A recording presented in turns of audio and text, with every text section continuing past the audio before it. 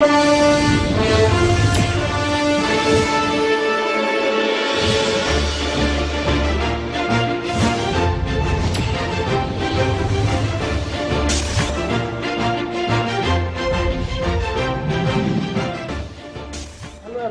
and welcome to the program. I'm Sheon Okinbaloye. When President Muhammadu Buhari said he was going to fight corruption, the talks of corruption fighting back was raised at some point.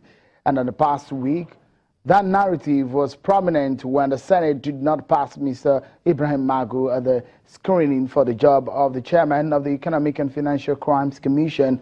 A major factor is a report from the Department of State Security that Mr. Magu had not passed integrity test. We understand that the presidency may have received an official communication on the rejection of Mr. Magu's nomination. Twice rejected now, will the president be representing Mr. Ibrahim Magu for the job, or will there be another man that will be nominated for the job? Who is at present, in the phrase of the law, the chairman of the EFCC? Let's get perspectives on this matter now. Let's speak to Professor Chidi Odinkalu. Many thanks this evening for joining us on the program, Professor Odinkalu. We've seen this communication between the National Assembly and, of course, the presidency, and the issue of the report from the DSS and what has transpired in the past weeks. And, of course, in the eye of the law, what do you make of what has happened or what has transpired? Good evening, Shegun. How are you? Thank you very much.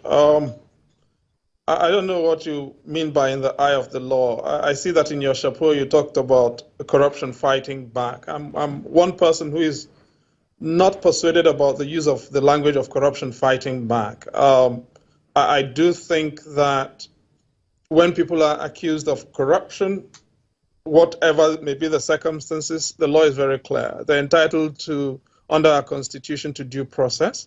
They are entitled to adequate time and facilities for the preparation of their defense. That's exactly what the language of the Constitution is. And so I don't expect anybody charged with crimes of corruption to simply lay back and expect to be dragged into prison or to walk very happily and with jollity to prison. So the language of corruption fighting back, therefore, I find very unpersuasive. I do think that I would expect to see professionalism. I would expect to see passion and commitment.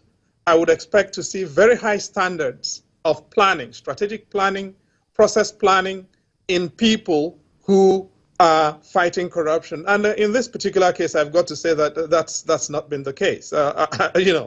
I think we have to be a lot more rigorous about this conversation than corruption fights back. If you accuse me of being corrupt, what do you expect me to do? Fall over and tell you thank you?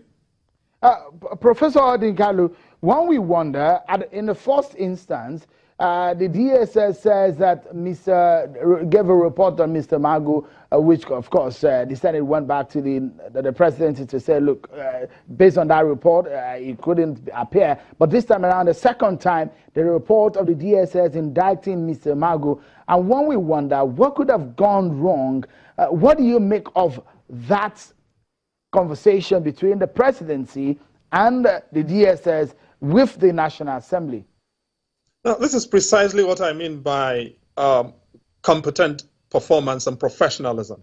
Look, the nomination is from the president to the National Assembly. The State Security Service is created under the National Security Agencies Act to report to the president. The president is the operational chief of the State Security Service.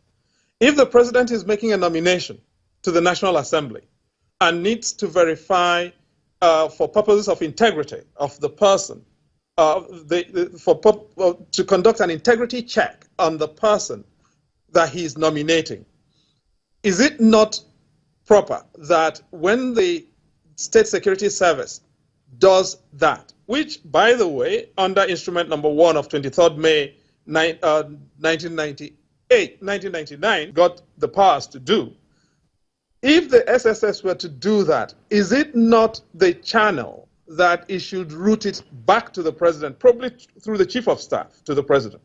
And so that if there is a flaw, if there is an integrity flaw in the nomination, I would expect that the president should be warned about it, and the president will then be able to make a judgment call as to whether or not to continue with the nomination. Here, what we are made to believe is that a nomination by the president has been shut down by the president because the SSS is the president's plaything as a matter of law, and has been shut down by the president. And somehow we are going to be talking about corruption fighting back rather than speaking about the fact that the system clearly has failed to work for itself. The executive arm is in shambles and disarray. And I think that is the question we should be asking ourselves.